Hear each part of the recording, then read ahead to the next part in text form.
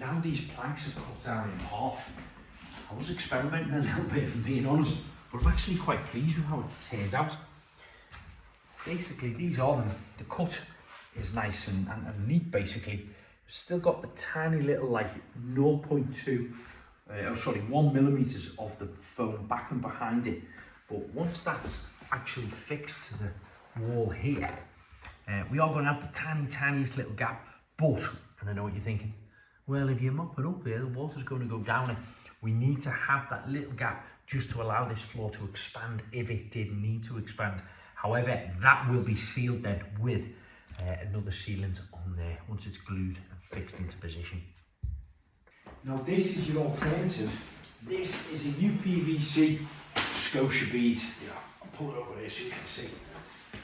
You've all seen them before. They're like a little bullnose, they call them, and kind of 2 square backs there, so it allows you to put a bit of silicone on each side there or a bit of adhesive and glue it on. Now that would look okay, don't get me wrong.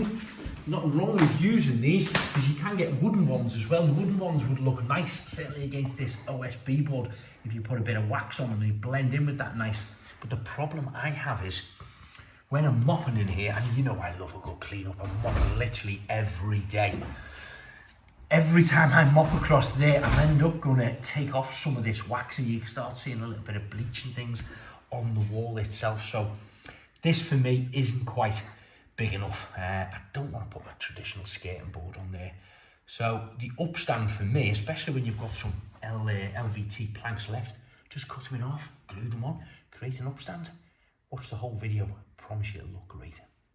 As cut, I'm going to click and lock all these into position.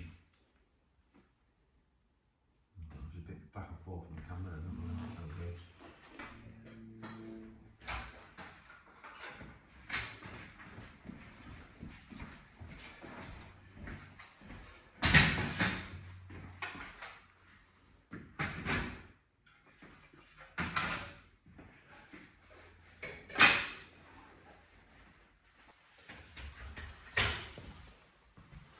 Nearly finished with these now, and the great thing is they're easy to cut.